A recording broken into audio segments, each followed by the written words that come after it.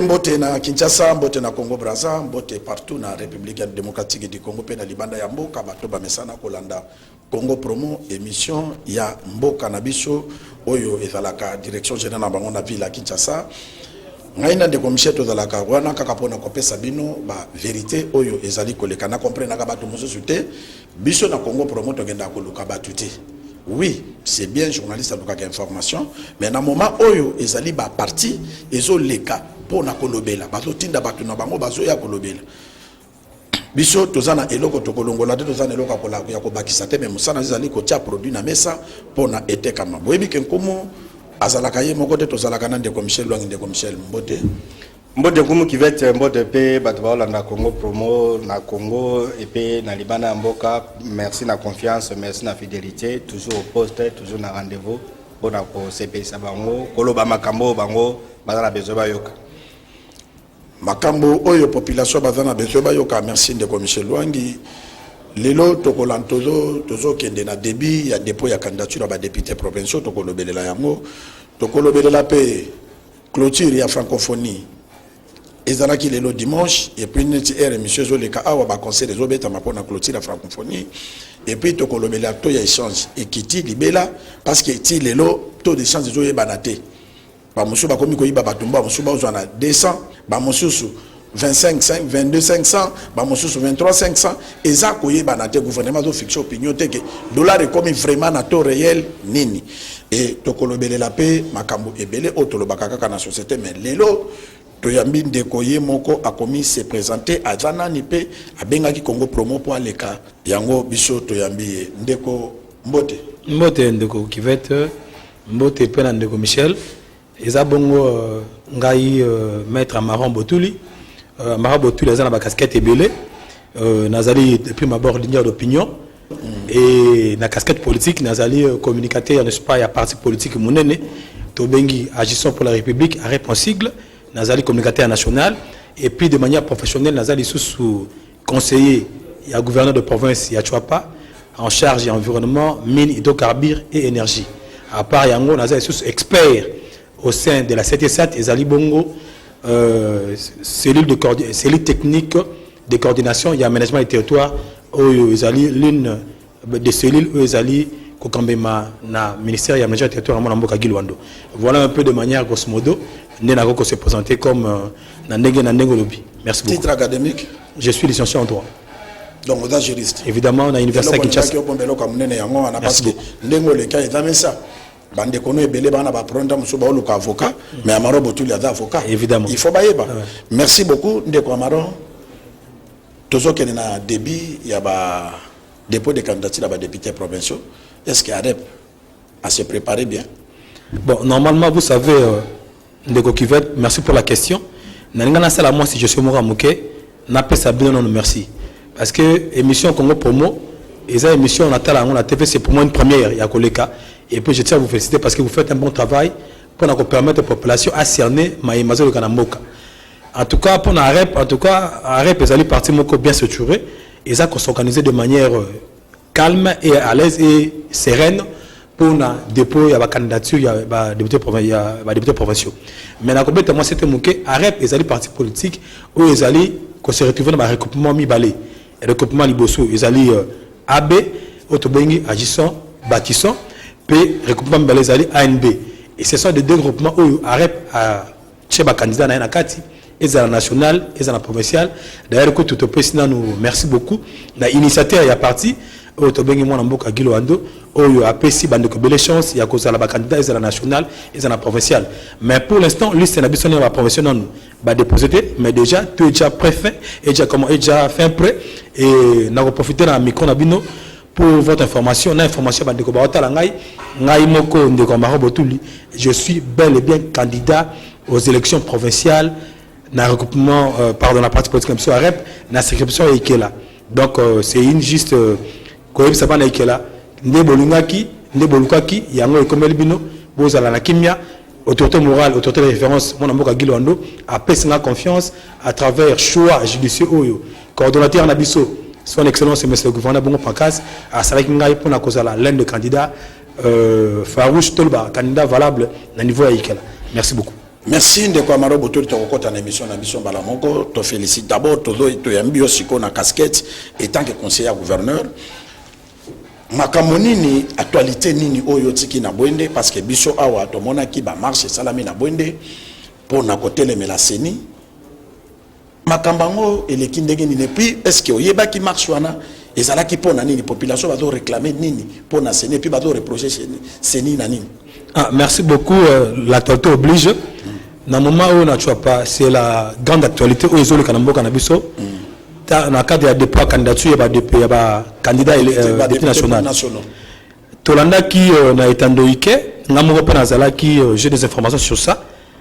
Un groupe de gens, il faut le bango, ce sont des combattants à IDPS. Certains combattants à IDPS, les cas qui n'a été endoïque, les cas qui même n'a marche bango pour na basenga révocation soit c'est-à-dire révocation il y a CEP, c'est-à-dire CEP est secrétaire exécutif provincial il y a CENI basenga qui balongolae parce que bango bajija qui et que CEP il a reçu une candidature ou à recevoir en note sur base il y a ba élément au bango bazaki nango nde moni bandeko wana baleka qui na marche na bango marche tango esili nde ba ko sala à part yango ba ko sala susu ba lettre ou ba komeli CENI mais ndeko qui veut pour votre information, na quoi que na lettre moko boye un candidat il y a IDPS que je cite nom de Félix Bossé Kota a komela ki seni à travers son avocat ndeko wana a yebisi na seni balongo la candidature il y a ex-ministre n'est-ce pas il y a EPST ou a Giraki EPST na comme on a 2019 évidemment voilà c'est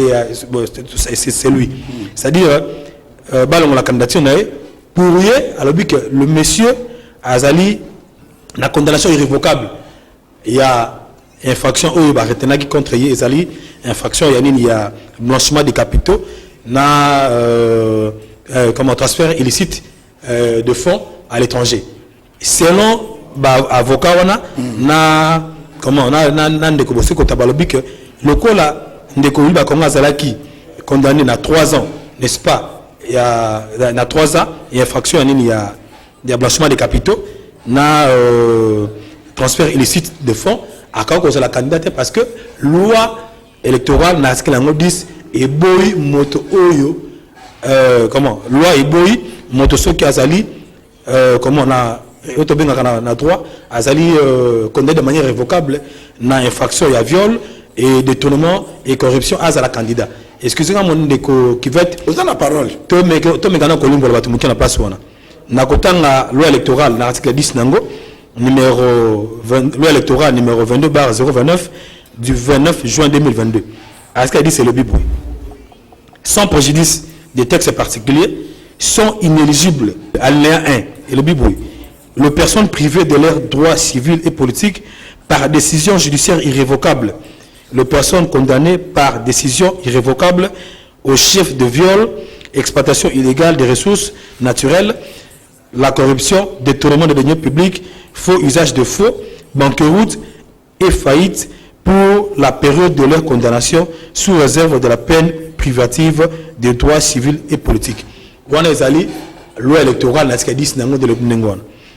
Mais au côté la siko bandeko oyo ya IDPS na kanala bango bango balobi que ndeko bakonga cause à candidater parce que il a été condamné de manière irrévocable parce que jusqu'à pas du contraire arrêt mon côté et mettre en cause n'est-ce pas arrêt les 30 parce que il y a les arrêt il y a les 30 avril 2021 où le condamné qui ndeko bakonga maître Amaro Botoli nazongi siko na casquette ino tant qu'avocat oui ozana maîtrise la situation wana est-ce que pona yo wili bakonga zo mériter ko la candidater. Non, normalement, ça dit, parce que natuni yo non, et là yo te nazali boye. Voilà. Yoka. Ndeko Amaron. Ozani mutu ya IDPS. Yo ozana yo candidat ya rep. Voilà. To yambi yo awa. Mais il faut éclairer opinion na actualité. Merci beaucoup. Vous comprenez? Merci beaucoup. Ozo éclairer et tant que oza avocat évidemment. Et ça domaine na yo. Yo mo comme gotangi article wana. Nanga de commissaire totangi te. Siko to zongi question pa na yo. Ceux qui oza lelo défenseur. Maître que ndeko Félix Bossé Kota azui yo au défendre ye ou bien Willy Bakonga azui yo défendre ko défendre parce que aux avocats si ko biso Congo promo na public na biso bazolanda biso bazotala yo ba accusation wana ils ont permettre que Willy Bakonga a la candidaté. En tout cas, merci pour la question. Voilà le nom du problème. Il faut que ça batte boui. Dans le dossier, il faut éclaircir les détails. Oui, c'est ça. Vous comprenez?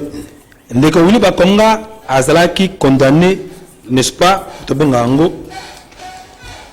le 30 avril 2021 dans la Cour de cassation.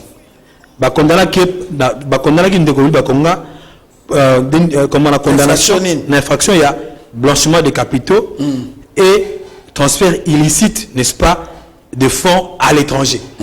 Est-ce que loi on a dans la CENI que Montoya a sali infraction on a la candidate, c'est ça public qui a Congo Provo. Voilà, laissez-moi évaluer laissez-moi évoluer. Blanchiment de capitaux na transfert illicite de fonds ils ont constitué infraction mi balé. Article 10, il y avait l'électoral boy. Laissez-moi vous lire ceci. Selon, n'est-ce pas, la loi numéro 04/016 du 19 juillet 2004 portant lutte contre le blanchiment des capitaux et le financement du terrorisme. Loi Nairobi Boy.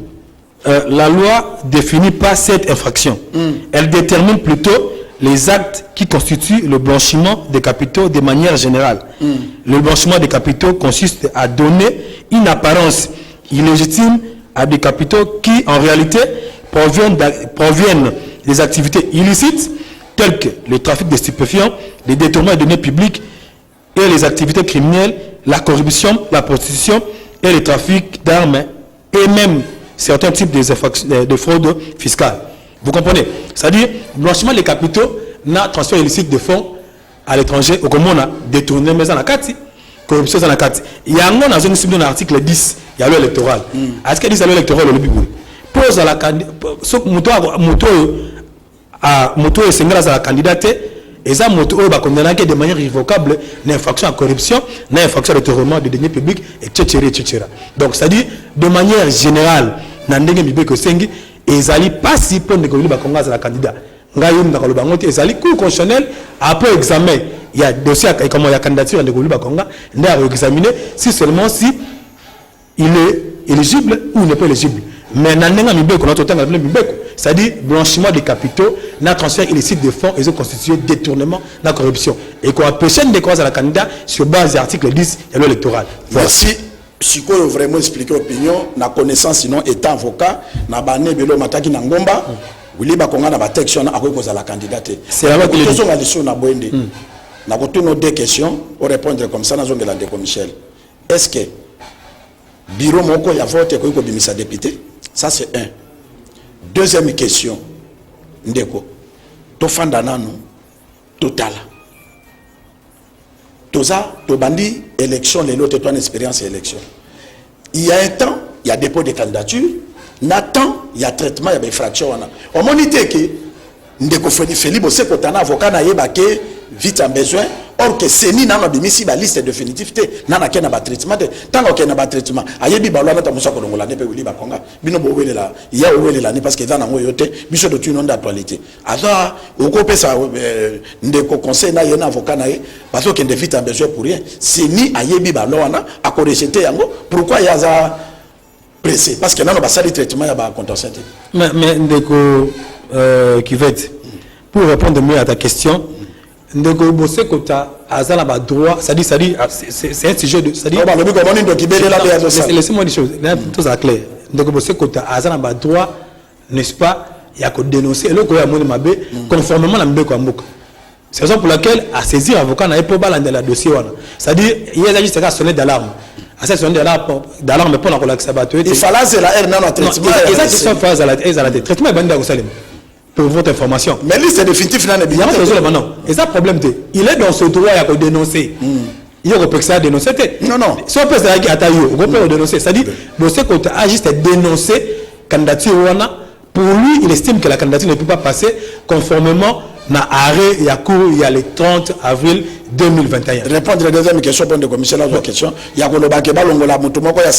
est-ce que le bureau a fait de commissaire député? Non, non, il a bureau de commissaire député. D'ailleurs, pour la caution électorale, pendant la seuil électorale, c'est impossible de les députés. Donc, côté où on a que Mouta démissionné dans la Monatina.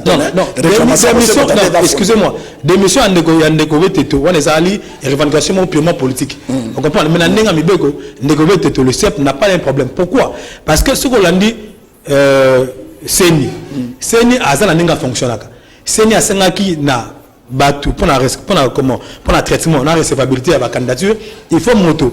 Azala la carte d'électeur, candidat par la carte d'électeur, et puis Azala na diplôme connexe, soit il y a graduat, il y a licencié, ou soit une expérience connexe. On a un problème. Mais le problème c'est que CEP a traité jamais va contentieux, il y a la candidature. Il y a la candidature, il y a mon cours constitutionnel, na hiérarchie Seni, c'est définitif, mais négocier quand on n'est pas allé trop vite à besoin, mais à sa dénonciation par rapport, il y a arrêt à cours. Il y a le 30 avril 2021. Évidemment, c'est tout simplement ça. Merci, mais Bataouli Bakonga Balobi Bozo Banga Nenko Ipo Nalandi, non landa pe réseau, nanda journaliste, Balobi Bozo Banga Boli Bakonga parce qu'il y a Dali Ko Yabwende. Bon, parce que à quoi ça Felipe Boseko ta 3 fois. Felipe Boseko ta comme Goluka s'accrocher nani pour Nakobang. Non, mon cher Koumou Kivet. Bango Bazo Banga, je ne sais pas, bisoté. C'est-à-dire, Nga n'a juste un limbo là, n'est-ce pas? Makambo c'est évidemment vraiment opinion à comprendre que aux amutu ya Felipe Boseko ta voilà oye a d'autres na ngopo tozo kota na émission na biso voilà lokolo ye aux na droit pour frère que biso de de l'autre belé que ndaka boende de temps to moni conseiller gouverneur bino de bojo gérer politique ya ville ya ngoto surtout no ba question wana oye bi pe makambo na zo tuna évidemment pour pesa biso ba réponse c'est ça yo za cadre ya rep za cadre ya IDPST ne cadre ya PSN. Vous comprenez? Donc, toujours tout n'a pas, aux hommes politiques, aux avocats. Ma cabane, c'est n'a pas eu avocat, on peut s'habituer, éclaircissement dans plateau. Amaron Botouli. Bateau, il y a Willy Bakonga, Bateau répondre Felipe Boseko Tabalobi, Azobanga Nenkoy. Pourquoi il s'est 3 fois? Azobanga Kembalo Sogaya, pourquoi il s'est? Peut-être ça. Évidemment, moi, en politique, nous avons libre d'opinion. Bande de PSN. Ils ont opinion na bango za tona bango par le baquet bazo bango koy mais IDPS ba pena tona bango néanmoins IDPS car le la bango baza pena opinion na bango pe bana tona bango c'est-à-dire ceux qui ne connaissent pas à sélection de l'alarme on a sur base il y a nazo bandela bien arrêt à court il y a le 30 avril 2021 eux qu'on a la Ndeko Bakonga na infraction na 3 ans il emprisonnement na eux ont une infraction il y a blanchiment des capitaux na transfert illicite de fonds à l'étranger. C'est-à-dire, ce sont des positionnements politiques. C'est un politicien comme l'autre. Et bon, il a gagné à Rolingate. C'est ça. Il pour lui, il estime qu'il y a une faiblesse quelque part. Il y a candidature, il y a un attirer son d'alarme parce qu'il est facilité comme candidat. Donc voilà un peu ça. C'est de bonnes guerres. Ndeko, tu l'as fait Ndeko Michel Maloba pour Likambo ya Seni na Bwende. Population va 5 années. Non, normalement la population en question ils ont partagé. Dans la population mukazate. Batibasa les revendications à bataille de pes. Ba partager belé ba mais que ba IDPS c'est la participation de l'État. Non, ne refuse pas. C'est-à-dire ba mona ke kuna même pe candidature à président de la République et cause à la sécurité alors mokonzambo katanga koyoka yango. Il fait ça là ngo parce que batouana bazo sala des politiques il y a président de la République. C'est ça participation de l'État. Donc c'est leur droit de revendiquer de part de Ndeko Teto. Mais yanga là tu koyebi ça aussi ko. En soi de manière technique et légale le CEP wana ngana zali juriste na okena mnenge ya droit. Le CEP Aza n'a droit, soit Aza n'a prérogative, il y a qu'à traiter ma candidature litigée. Il n'a pas ces prérogatives-là. La prérogative, vous les allez cours constitutionnel, parce que il y a un compromis, c'est définitif. Mais Bandeko IDPS, c'est va tirer son d'alarme. Parce que. On a eu seigneur en éthical. Mais pourquoi? Ndeko Michel Luangi. Bon, c'est la faute, la faute. Ndeko Michel Luangi a maroboto. Voilà. Bon, merci Koumou Kivete. Bon, c'est que nous pouvons dire, Yemoka Lobby. IDPS va sonner d'alarme. Babi, Bamoni, Baye Koloba. C'est son droit. Un candidat doit aller à alerter sur la monnaie situation pour ça la beauté surtout sur la monnaie candidat en combat c'est son droit. Mais là aussi c'est une étape. Oui, quand on a Seni wana, ils ont première étape à niveau provincial et comme à niveau national, c'est une examiné et comme à niveau cour constitutionnel. La jurisprudence c'est pas ezali. Le commissaire Loda va choper Maloba est-ce que agence moko a séné ko bimisa député pour bazo banga tipo wana ke falo. Non, tozo en place wana. Pour tozo éclaircir Ndeko Amaro. Même s'il y a une condamnation, on se comprend. Même s'il y a une condamnation, une condamnation définitive, tout ça. Mais en matière électorale, il faut causer là. Il faut causer la procédure. La cour constitutionnelle. Parce qu'il y a des gens qui ont été condamnés, condamnation irréversible, net Baïwanga, n'a pas Moussou Bazawa, n'a pas Kena, élection. Donc, à l'obligatoire, doit alerter opinion, tout ça. Oui, doit alors, on a alerté, mais il faut attendre. On ne peut pas mettre la charrue devant le bœuf. Donc, tous les gens à niveau à CENI, à niveau à cour constitutionnelle. Amaro, tu as lobby pour ce que tu as sali ma bête à lobby à Genamoni, donc il là. Voilà, là qui s'appelle Bakou, Rwanda, qui est Moutouana Zaboui. Ok, ça va. Azali, mais il faut attendre les procédures. Alors, au Touni, est-ce que pour la marche Basalaki, pour l'agent électoral, ou bien secrétaire exécutif provincial, est-ce que l'agent électoral, Moga Koki, a député? Politiquement, c'est difficile. Techniquement aussi, les amours passent. Comme qui vient de tout un peu moins de temps, il y a éclairci. Pour nos bima élus, que ce soit président de la République, que ce soit député, et à l'élection à 50 degrés, ainsi de suite, il y a 3 procédures à Bima. Donc, moyen, ils ont mis ça. Premier moyen, élu ou bien député ou bien président, pour gagner l'élection, la population qui a voté. Vous comprenez? La population a voté, là, on assure. Deuxième, on a bénéficié de la faveur à la loi. Donc, au moins, même aucune élection présidentielle en Zambie, Boubouni, coup constitutionnel à l'étranger, même Moutazoua qui était, Kourabi, qui est Moutazoua qui est les États-Unis, Algona Bush, loi, ok, ça la paix, mission B, nani, président.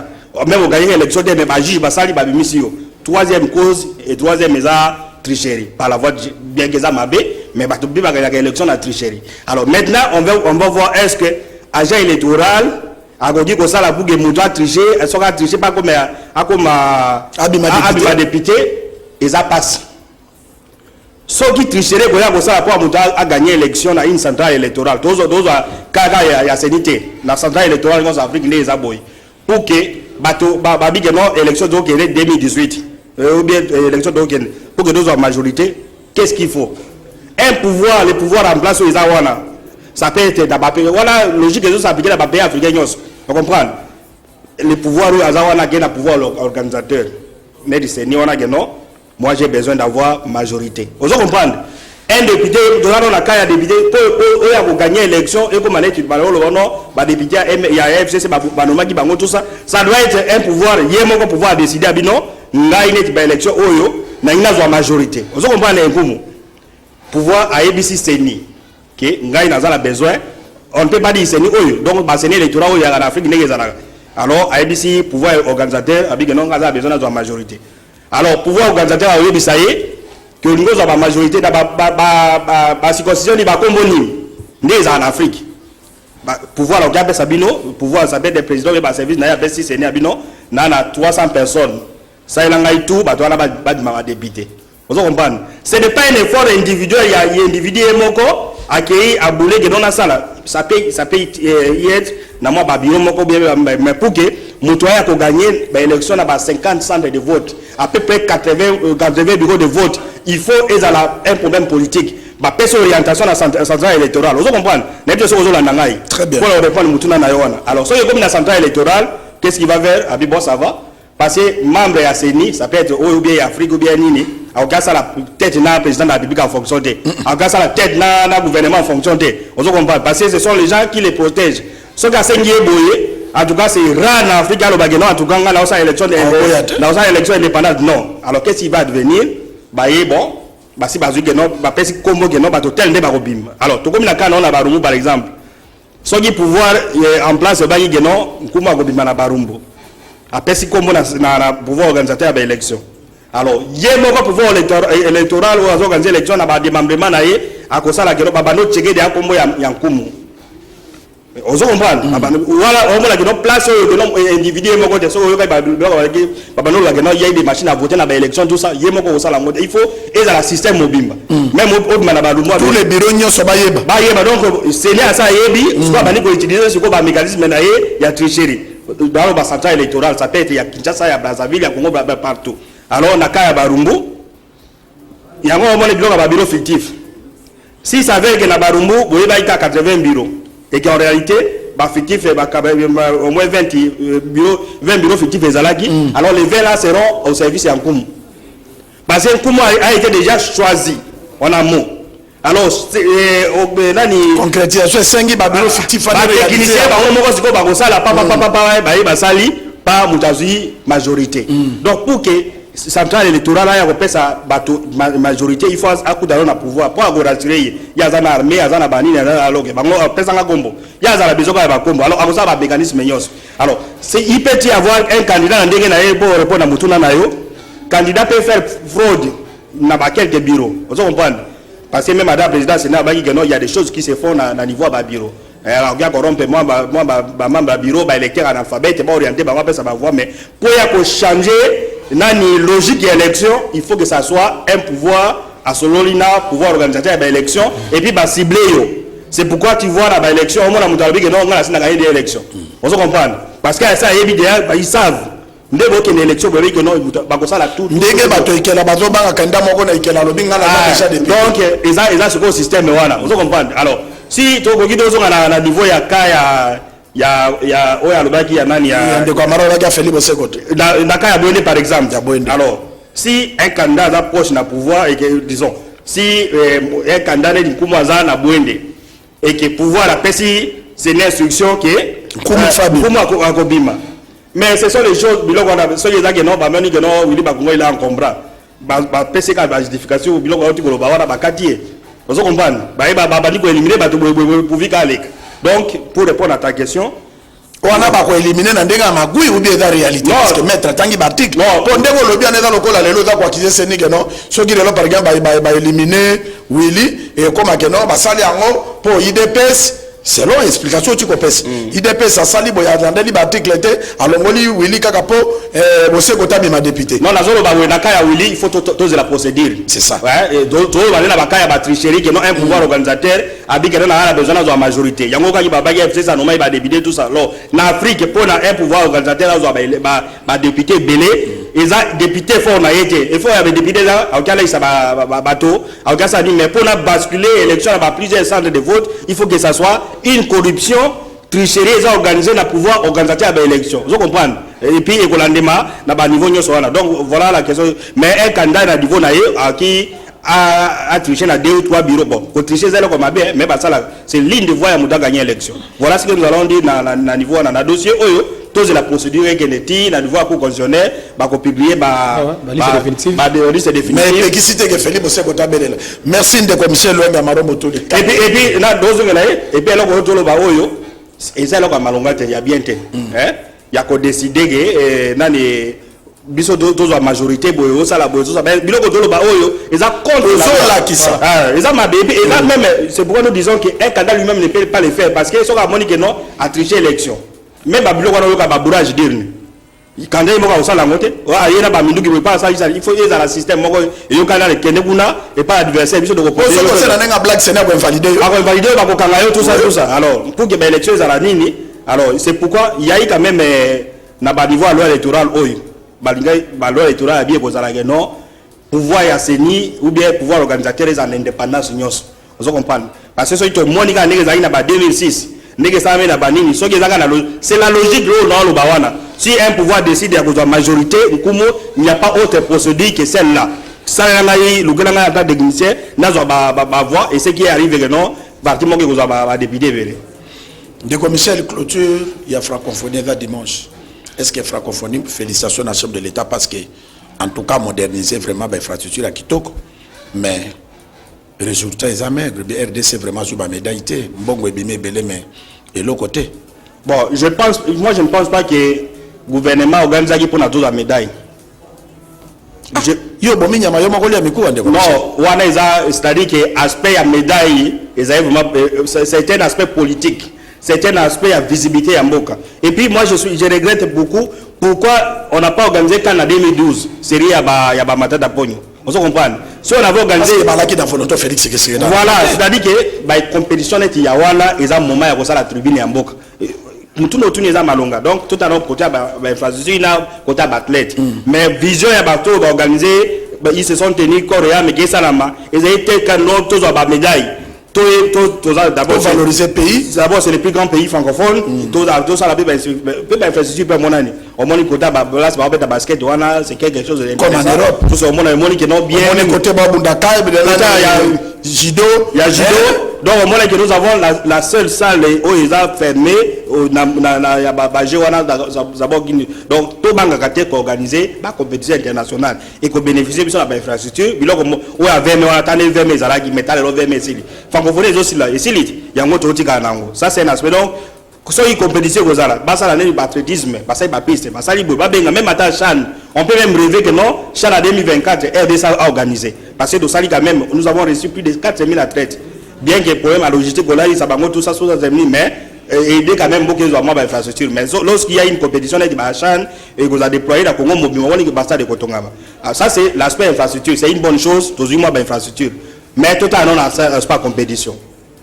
au moins même chef de l'État il m'a éragé au monde à basketteuse Abidjan a pris quelques jours on se comprend c'est-à-dire que bateau il y a ma fédération je comprends moi doute nayo c'est-à-dire que fédération à mon avis importance il y a compétition donc on a peut-être ça va tenir ça va mais bah il faut aligner bateau au monde que non bazo représenter rien na club de commissaire tant chef de l'État ont nommé ministre à sport pour dans toutes nos questions bien azo nommé cap pour na foot est-ce que ça dépend na basket ça dépend na volley ça dépend na tennis de table ba discipline nyoso wana yango ndezo réunir sport non pourquoi ba tonga stade olympique mais pourquoi biso to s'intéresser kaka na football non mais yango conséquence yango na monali conséquence yango na monali que non ba so moni ne di ba ya 400 mètres ya ba athlétisme congolais bato ya suka ce sont des congolais ku dalo ka sauter moi ba tita ko batie wana moi mabele wana ko mata be bandi o ya 400 8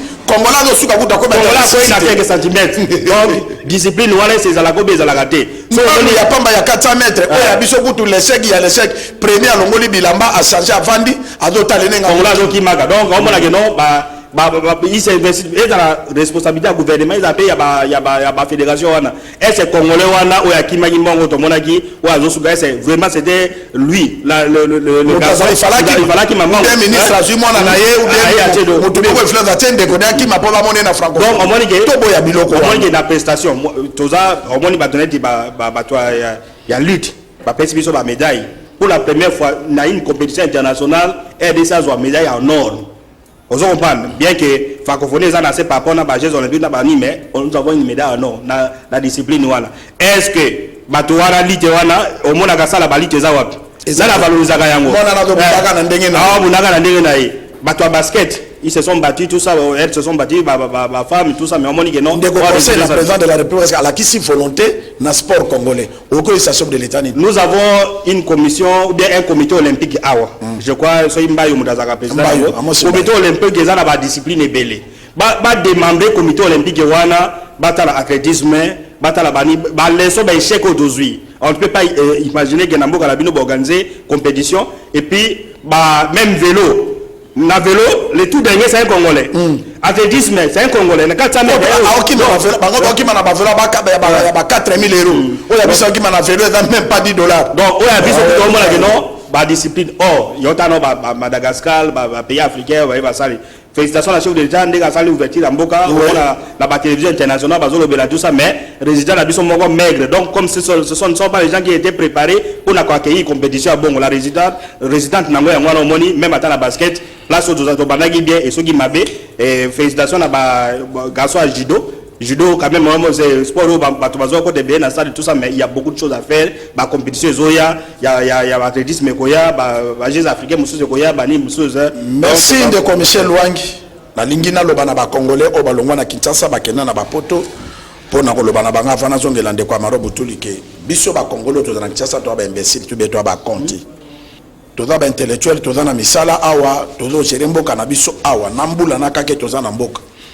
Alors, et le président de la République a sali tant à zotombo la drapeau et la unité nationale. C'est-à-dire même dans la politique, biso to ko permettre traiter mutu moka fanda kana poto abanda ko finga ba autorité ya mboka comme le veut. Ba autorité ya mboka mususu batinde la kembo mo pa finga ba mususu. En tout cas, émission oyekoya to ko sala spécial ya garçon moka za na poto to yoka etro afinga bato mingi. Mais Congo promet qu'on répondrait pour la question que c'est la place na yeke asa na place té ya ko continue ka kotiaka bato alo bakaba makamba lokuta olingo empoisonné boy parce que tango zo lo babiloko ya binene na combat chef de l'état yo kanisi lokola ozo protéger chef de l'état ou bien ozo kumisa chef de l'état mais ozo fragiliser République démocratique du Congo oyebi soki lelo Congo esili valeur na miso abatu lelo Félix Tshisekedi azo bunda po tombo la Congo parce que biso moko to lakisa que congolais abela kaka malaria ya mabebe makeka na liwa mais bamboka musu wana pe baza pe na bana na bango pe babela ka pe ba malaria mais babombaka mais oya biso ebima libanda ya kofinga ya koloba contre l'autorité comme un individu un chege je peux le dire atenda na poto kuna porteur bien ça la kadini mais azwa photo ya une autorité ministre d'état atia yango pa bana koloba ba accusation oyo eza grave asa na preuve te azotanga pe na kombo ya président de la république tout ça ezaka ka ba membre ya gouvernement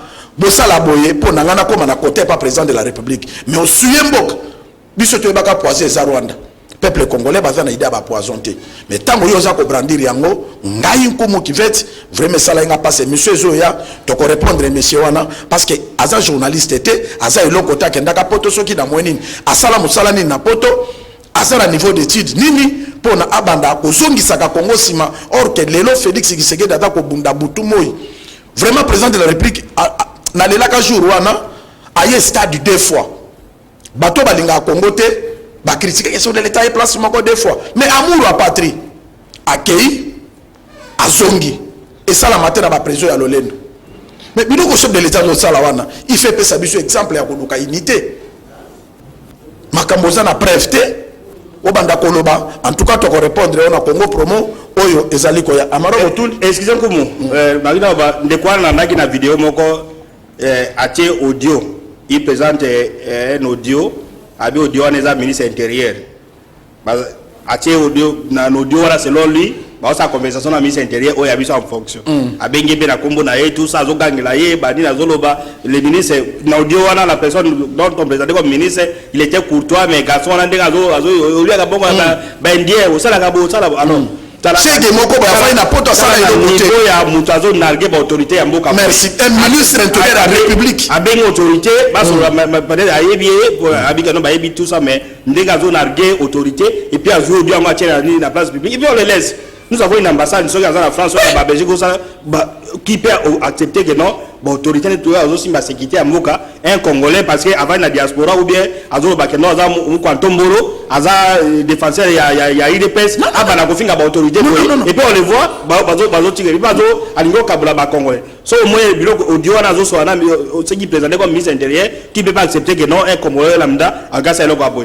Donc, ça doit être quelqu'un qui a utilisé, peut-être que nous sommes l'autorité, mais Azo nargué l'autorité, Azo même cette image en Boka, peut-être on va s'en occuper la prochaine production à Congo pour moi. Merci de commissaire Batouebele Bayebite que tant le président de la République Félix Tshisekedi Azalouana Azo représenté valeur ya Congo. Au moins na francophonie, ndenge président de France Azawana, na discours officiel, ceux qui a sali erreur mon orthographe en français, directement va valoriser Mitsika Libongo. Pourquoi? Parce que le président de la République a représenté le drapeau il y a pays. Mais et pas na biswawa, mon konzambo katie ba ministre officiel bazo jerembok, yo individu chez Gemoko boye, ozane lo côté, okima Kinshasa peut-être banda ko fana na commune ni na poto ozo souffrir parce que ozana musala mo bosala kana poto te, mais okomi ko sakana na pays oyo biso tozo souffrir butu na moyi. Nazolo bana ba téléspectateurs nyonso balanda ka Congo promet que dimanche ezoya toko sala spécial ya type wana toko so histoire na ye ndenga utaka Kinshasa ndenga koma na poto ndenga vandaka musali na salaka na ba autorité oyo bazo tinda afinga ka ba autorité ya mboka toko tanga bango dimanche oyo pose la Congo promo ndeko amaro botuli arep kotie ba candidat na toute l'étendue de la République. Est-ce que ba candidat botie vous assure que dans chaque province beaucoup soit 2 candidats 3 candidats nationaux non en attendant pour la voter. En tout cas, merci pour la question de Kokivette, de Michel. Il faut que le parti politique nous surtout à Kendaka élection pour nous perdre. L'objectif est de gagner l'élection. Il faut pas la peine à battre. Il y a un moment de manière stratégique, toute stratégie ne peut pas sortir ici à votre. Oui, évidemment. Pour votre information, AREP a un candidat valable parce que l'élection est la compétition. Vous comprenez? Les candidats sont valables au moment opportun, nous allons voir les résultats et nous sous-estimons, nous sous-attendons que résultats aux arrêtements propices parce que nous connaissons les joueurs et leurs jeux. Donc c'est un peu ça. Nous avons un bon un bon bureau politique où ils allaient pallier, n'est-ce pas, pour la candidature à Malonga pour la victoire finale. Vous savez, même le lot, à niveau de la députation, des candidats députés nationaux, ceux qui ne l'ont pas ne font que 10 députés, 15 députés, 20 députés, excusez-moi pour le terme, en tout cas, limité au sein parce que je sais à qui j'ai affaire. Au moins, à niveau sur le plan national, ce qu'on a dit, regroupement de parce que arrête pas ça à côté. Arrête pas tout ça, tout un regroupement. Regroupement ANB, nous avons des partis très forts dans la regroupement. Non, mais bon, là où les capots, au compter dans la député à regroupement. Il y a un c'est au salon, vous avez un calcul purement politique pour gagner des sièges. Mais néanmoins, le candidat arrête, valable pour nous amener des sièges dans l'élection. Donc c'est un peu ça. Donc pour la locaux, on a. Net, on a été là, na collectivité ni na Tumbenga mais keba na Tumbenga moto ezali moni qui falo qui maintenant qui va être oyebi libota la ngai bien oyebi ngai là où je viens excusez-moi ce que au tel parcours à vie na ngai n'est-ce na outi na na botami je suis le prince de Tumbenga. Je suis le prince de Tumbenga, je sais ce que je dis. Moi, mon élection à Tumbenga, c'est une plébiscite. Tumbenga, il y a un secteur, mais il faut y avoir des députés nationaux pour faire élection. Vous savez, les élections chez nous, c'est l'élection tribale. Eh bien, très bien. On n'a pas si aux alliés, la force. Il y a un moment, ça clair. Naza a moins de chances à gagner, de comment X à le former, dans le former. Ça, c'est une vérité. Mais si la cité est au Kaboula. La cité est au Kaboula, mais chez moi, à Tumbenga, vraiment remonter, voyons surtout aux Angaï. Merci. Donc, on t'assure au la députée. Mais je te dis, je suis le prince de Tumbenga. Merci, Ndeko Michel Lwangi. Nazonge Lio Lissus. Taux d'échange, je suis banaté. Bata 20 Basali. Bata. Il y a 22 Basali, 22 500, 23 500. Et je suis banaté. Est-ce que le dollar a qui tire réellement ou bien la spéculation? Bon, c'est quand même scientifiquement moyen qu'il y a mesurer le carton d'échange. Apparemment, ils ont coupé dans la décision du gouvernement de la spéculation. Alors, elle va couper pour la fonctionnaire, elle va pour financer 145 territoires, mais dès lors que la Banque centrale est libérée dans le bon côté, et ça masse volontaire par rapport à Nini, on peut considérer que la spéculation. Et ça non spéculation. Et que ça la spéculation, fonctionnaire sur la République, moi, Mobimbaya, juillet, na août, bon, et net, il est le plus bas, 22 500, ok. Le gouvernement, c'est quoi, nous décider que ça va bon pour l'investissement, là, on peut comprendre, mais pour le moment, dès lors que décision qui va bloquer, Mbongo na sorti en bon la banque centrale et ça non levé et que stabilité ça les lots on peut dire une stabilité relative tous en outil soit qui va mbongo ebimi et que bisa ba gouvernement ba no débloquer banque centrale ba no débloquer ba mbongo et nettoyer ba soki o ça les lots mais ce qui se prépare au tout le monde en terrain ce qu'on se voit sur le terrain c'est plus une spéculation qu'une stabilité normale parce que ça ne se justifie pas toi banque centrale les alicolo bino ba la banque centrale tonacé. Merci. Tout ça vraiment représenté, félicitations à Maman Angèle, joyeux anniversaire Maman Angèle.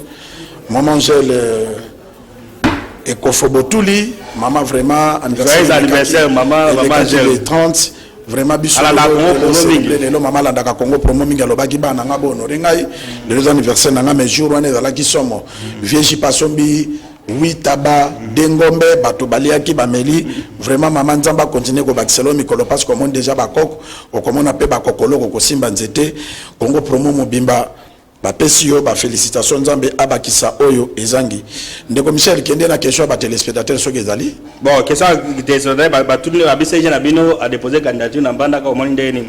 En tout cas je tiens d'ailleurs à saluer monsieur le CG Pascal Kanga hein la noblesse dans le sang. En tout cas, beaucoup tu as vu que tu as une assurance, il y a siège dans Bandaka qui pleuve et qui neige.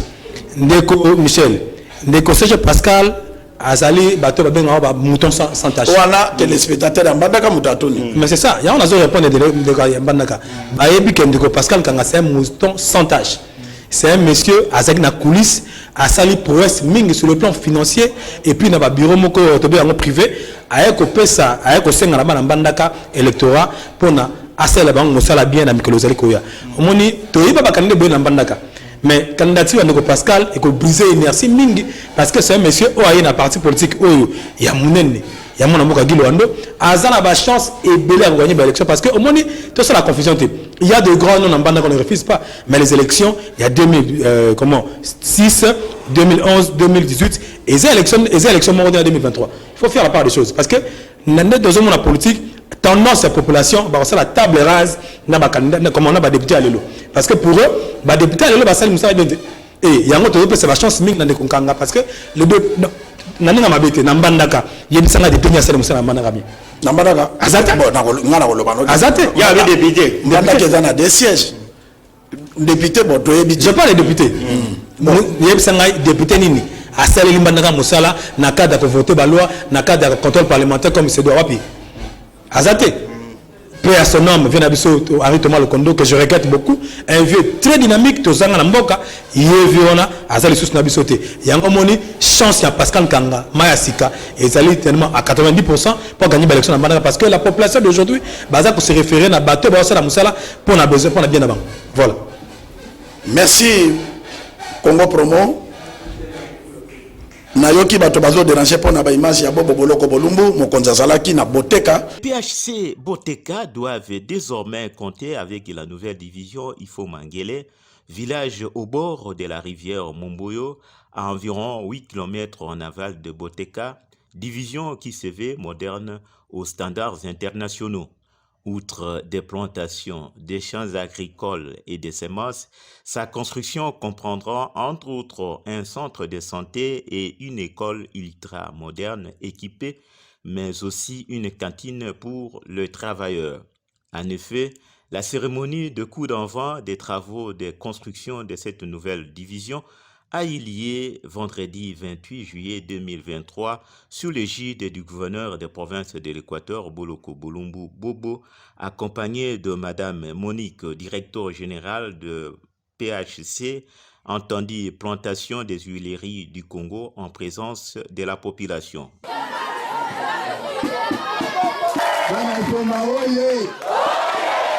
Je ne m'attendais pas à ça. Parce que depuis 2018, nous on avait l'idée de fermer cette usine avec les anciens partenaires. Ils étaient venus me voir que vraiment ça ne travaille pas, ça ne va pas. Nous on veut maintenant arrêter l'usine. Malheureusement, avec l'apparition de cette dame, ce qu'elle a réalisé, c'est que les hommes ne pouvaient pas réaliser. Elle est venue me voir, elle avait des difficultés, il y avait d'autres taxes. Et il n'avait pas moyen de payer. Moi, je dis, comme vous n'avez pas d'argent pour payer, au lieu qu'on ferme l'usine, au lieu qu'on vous taxe avec des pénalités, commencez à payer ça petit à petit, même pendant 5 ans, ça va se terminer. Et elle a accepté. Et aujourd'hui, j'arrive maintenant, il y a la production qui a augmenté. Et il a acheté même le terrain. La fois passée, c'était 2500 de net. Elle vient maintenant d'ajouter encore 2500 ou 3000 hectares. Il y a la production qui a augmenté. Cette dame a fait. C'est ce que les hommes n'avaient pas la force de faire. Amaro Botoul, 1 minute. Mbala liboso le kana Congo Promo. Omoni Congo Promo ndenge nini. Et puis aux autres, na ba politiciens nini pour na espace à bien le Congo Promo. Bon, d'ailleurs déjà on vient déjà l'émission depuis là parce que vous faites autobenga kabosola comment gendarme. Au niveau ya presse parce que le bamana Congo Promo na mona ngo belete na ba mission mususu ici c'est la vérité que la vérité et puis analyse des cas concrètes donc c'est ça que j'ai et on a une émission na ngona ya ngomoni j'ai tout fait pour la émission pour na côté kananu image ya partenaire sur rep et puis na ko lobela makambo to lobela ya élection ya bunde oyo ndeko Michel a bien très bien tout c'est la verdict n'est-ce pas ya coup constitutionnel pour na baye bana ko comment gérer la litige de la candidature parce que il y a aussi il faut il y a des candidatures au parce que certaines personnes basali to benga ngona na droit na ba condamnation irrévocable au ba cause la candidature conformément à l'article 10 de la loi électorale. Non, il y a nganga le corps PC déjà il décède que maladie ezali. Non, Michel mutuna par rapport à ba parti politique au ba déposer ba candidature mais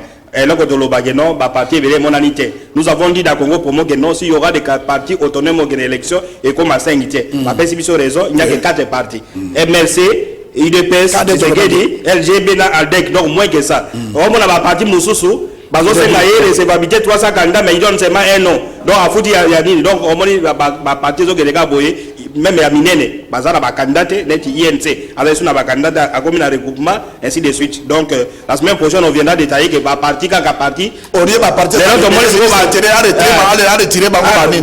donc au lieu de faire la caution, on a mis de la matière à 500 candidats.